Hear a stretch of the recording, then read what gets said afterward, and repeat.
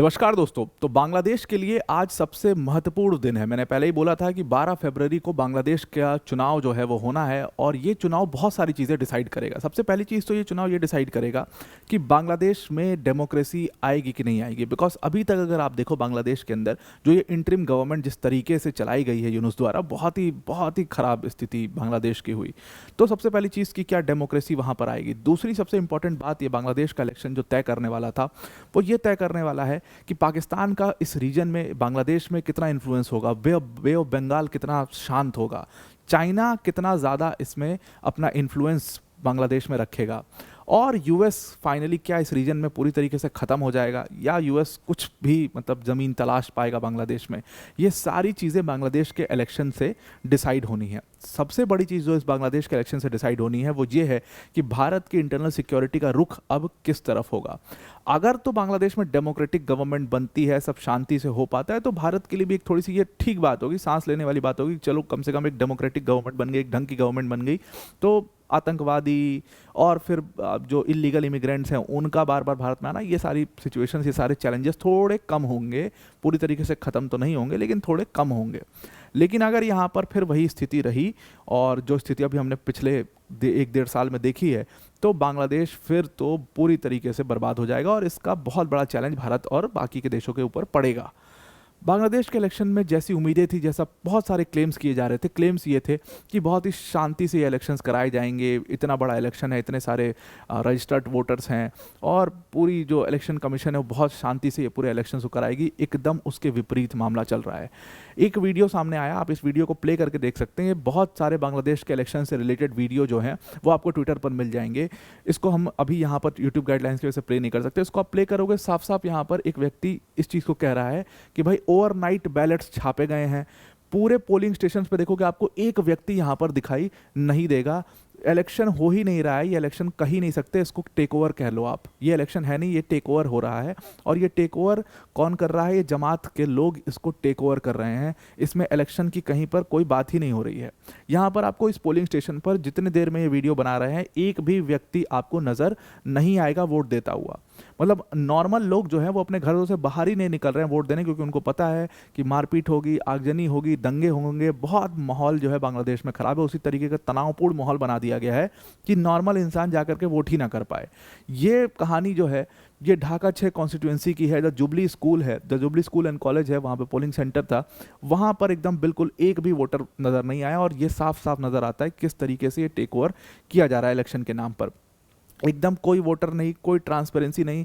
There is no democracy, no transparency and there are no voters. और यही बांग्लादेश के election को अब पूरी तरीके से रिग्ड इलेक्शन इसीलिए कहा जाएगा।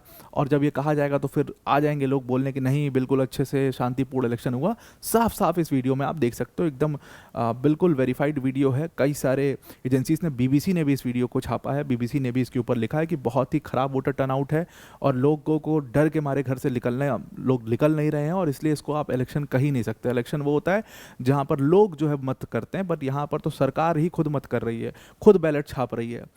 इतना भी इल्ज़ाम यहाँ पर लग चुका है। तो डिटेल में डिस्कस करते हैं इसको, पर वीडियो में आगे जाने से पहले एक बड़ी अनाउंसमेंट अनअकैडमी टीम की तरफ से कि अगर आप यूपीएससी सीएससी की प्रिपरेशन कर रहे हैं या किसी भी स्टेट पीएससी की प्रिपरेशन कर रहे हैं, वो आप बिल्कुल फ्री ऑफ कॉस्ट कर सकते हैं, बहुत ही सीरियस और अच्छे इंटरेस्टिंग कंटेंट के साथ। मतलब आपका कंटेंट का बहुत ही ज़बरदस्त कंटेंट जो है वो आपको यहाँ पर इस चैनल के ऊपर मिलेगा। यूपीएससी मंजिल बाय अनअकैडमी हमारा चैनल है, इसको आप सब्सक्राइब कर लीजिए। मेरी सीरीज़ चल रही है इंडियन पॉलिटी की, इसको आप फॉलो कर सकते हैं।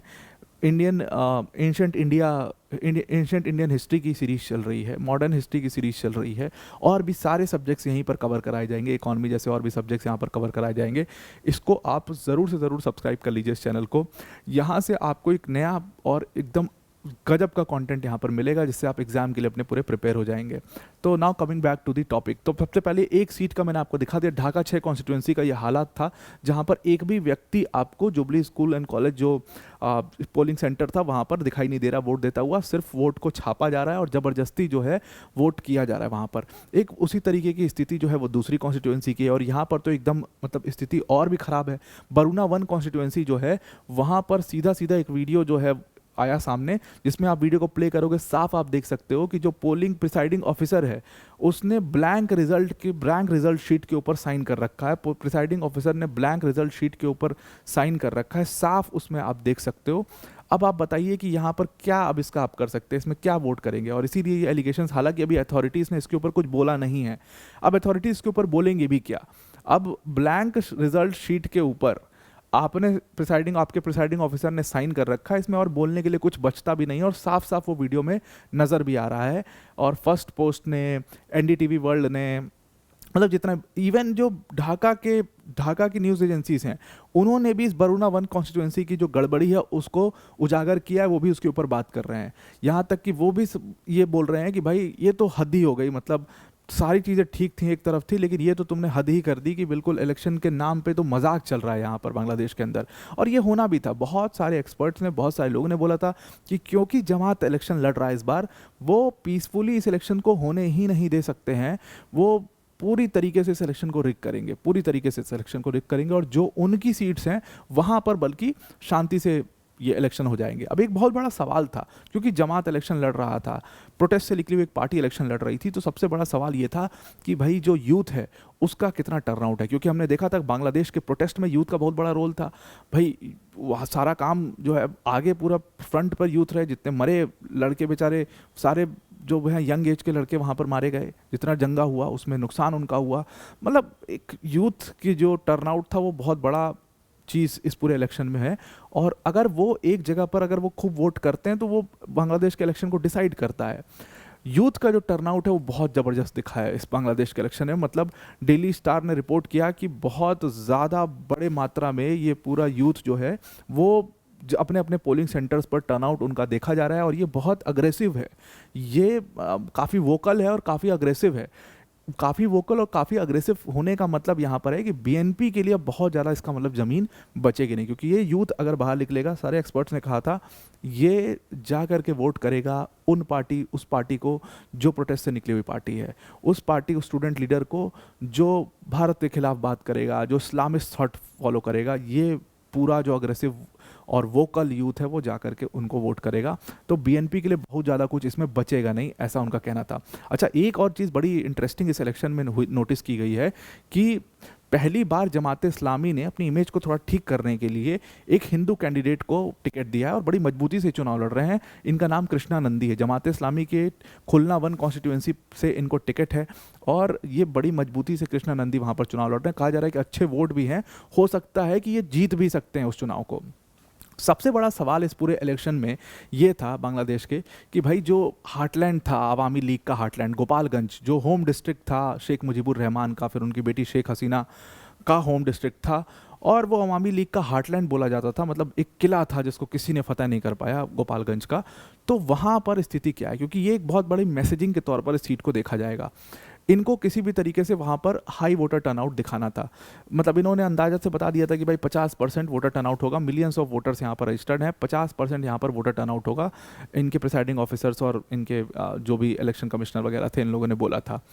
क्यों ये मैसेज देना बहुत ज़रूरी था इनके लिए? मैसेज देना इसलिए इनके लिए ज़रूरी था कि भाई देखो, शेख हसीना जी के जाने से कोई बहुत नाराज़गी नहीं है लोगों में, लोग जो है घरों से निकल रहे हैं, बिल्कुल सेफ माहौल है और लोग वोट कर रहे हैं, ये इनको मेनली दिखाना था। लेकिन बीबीसी ने वहाँ पर रिपोर्ट किया है कि ऐसा कुछ नहीं है, कोई 50% वोटर टर्न में, बहुत handful people are there in the polling centres, 10, 20, 50 इस टाइप के लोग हैं बस, और कोई भी नहीं है। वो भी 10, 20, 50 वो हैं जो जमात या बीएनपी के सपोर्टर्स हैं, बाकी उसमें अवामी लीग के एक भी पर्सन को आप देख नहीं रहे हो, क्योंकि अवामी लीग चुनाव लड़ रही है। वो नाराज़गी साफ साफ लोगों में गोपालगंज हार्टलैंड में दिख रही है और लोगों को थ्रेट भी है कि भाई फिर से दंगा हो सकता है, फिर से मारपीट हो सकती है। बहुत ही पुअर वोटर टर्नआउट, सुबह 10 बजे तक बताया जा रहा है कि ढाका की 6 सीटों का ये पूरा डेटा है कि 11% एवरेज टर्नआउट रहा है, किसी सीट पर 13 है, किसी पर 9 है, किसी पर जो 8 है, किसी पर 10 है, इस तरीके का वोटर टर्नआउट रहा है। तो मतलब टोटल एवरेज जो है वो 11.78% वोटर टर्नआउट बस ढाका की सीटों पर रहा है सुबह 10 बजे तक। हालांकि ये थोड़ा सुबह अर्ली का टाइम था, सुबह 10 बजे का। अभी मैं चेक भी कर रहा था वीडियो रिकॉर्ड करने से पहले, तो भी बहुत ज़्यादा चेंज इसमें नहीं आया है। कम से लगभग उन 20-22% तक ये पहुंचा है। और अगर आप पूरा जोड़ जाड़ के भी ले चलो, इसको शाम तक भी ले चलो, अब वो तो नंबर दिखा देंगे उल्टा पुल्टा, लेकिन शाम तक भी ले चलो तो 30-35 से ऊपर ये नंबर नहीं जा सकता है, ऐसा मानना है। खैर वो तो अब आपको पता ही है कि डेटा कितना अच्छे से प्रेजेंट करते हैं ये सरकार। सबसे बड़ी बात ये थी कि इसमें जो वायलेंस होना था, जिसकी बात की जा रही थी, इतनी सिक्योरिटी लगाई गई थी, वो वायलेंस हुआ, फिर भी हुआ, और वो अवामी लीग के हार्टलैंड गोपालगंज में ही हुआ। गोपालगंज में बताया गया कि पोलिंग सेंटर जो था, वहाँ पर पोलिंग सेंटर था गोपालगंज सदर उपजिला में, वहाँ पर जो है किसी ने आगजनी कर दी, वहाँ पर 3 लोग घायल हुए और उसमें एक बच्चा भी था, वो भी घायल हुआ। और जो ये दावा कर रहे थे यूनुस की बिल्कुल शांतिपूर्ण चुनाव होंगे, बिल्कुल ऐसे होंगे, एकदम उसके विपरीत चीज़ें होती नज़र आ रही हैं। अब एक बहुत बड़ा सवाल होता है कि भाई तारिक रहमान का क्या होगा। Tariq Rahman, the prodigal sun who is back, the dark Prince, तमाम तरीके के शब्द, इतना ग्रैंड वेलकम, उनका क्या होगा। अगर यूथ वोटर टर्नआउट है तो फिर तो सिटीजन्स पार्टी जो है, जमात जो है, वो जीत जाएगा। फिर बीएनपी का कितना वोट बचेगा। देखिए तारिक रहमान, इस चीज़ का जवाब उनके पर्सनालिटी में ही छुपा है। तारिक रहमान का अगर आप इतिहास देखो तो सबसे बड़ी बात है, एक तो लेगेसी है उनकी। ज़ियाउर रहमान के वो बेटे ज़ियाउर रहमान ने भी शेख मुजीबुर रहमान के साथ, कहते हैं कि उनको मदद की थी, और बांग्लादेश को आज़ाद कराने में ज़ियाउर रहमान का हाथ था। 1978 में फिर उन्होंने बांग्लादेशी नेशनलिस्ट पार्टी बनाई, और खालिदा ज़िया उनकी वाइफ थी।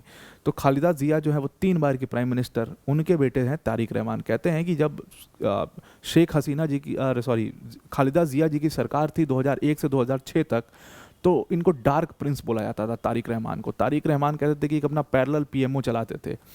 ये भी यहाँ तक भी कहा गया कि तारिक रहमान जो है वो, मतलब असल में de facto leader Tariq Rahman है। तो ये सारी बातें तारिक रहमान को लेकर के, सारे डिसीजन मेकिंग सब कुछ यही करते थे। उसके बाद उनका अपना बिजनेस भी था, उनके ऊपर बहुत सारे इल्ज़ाम थे, मनी लॉन्ड्रिंग के भी इल्ज़ाम थे, कई जगह पर ये भी मर्डर के भी इल्ज़ाम लगे उनके ऊपर कि भाई शेख हसीना को मरवाना चाहते हैं, और बहुत सारी कॉन्स्पिरेसी के भी इल्ज़ाम उनके ऊपर लगे। हालांकि जब केयर टेकर गवर्नमेंट आई तो उनको अरेस्ट कर लिया गया, 17 महीने ये जेल में रहे। उसके बाद फिर इन्होंने शेख हसीना का वहाँ पर दबदबा बनने लगा, शेख हसीना की सरकार भी बाद में बनी, तो ये वहाँ से निकल गए, ये यूके शिफ्ट हो गए, और ये 2025 तक यूके में ही रहे। अब ये इस चुनाव में यूके से वापस आए हैं, और जिस तरीके का ग्रैंड वेलकम इनको देखने को मिला है, बहुत लोग इमोशनल थे तारिक रहमान को लेकर के, तो थोड़ी बहुत वहाँ पर वोटिंग तो है इनके पास, थोड़ी बहुत वहाँ पर पॉपुलैरिटी तो है इनकी, और ये टक्कर तो जमात को दे सकते हैं बिल्कुल। कई सारी सीटें जो इनकी हार्टलैंड सीटें हैं, वहाँ पर ये बिल्कुल टक्कर दे रहे हैं। लेकिन अगर इस तरीके से चुनाव होगा तो भाई सीधी तौर पर यहाँ पर एक एज जमात इस्लामी को होगा। तो आई आपको ये पूरा बांग्लादेश के इलेक्शन का मामला समझ में आ गया होगा। जैसे रिजल्ट आएगा उसको हम आपसे साझा करेंगे। आज के लिए इतना ही। Thank you and have a nice day.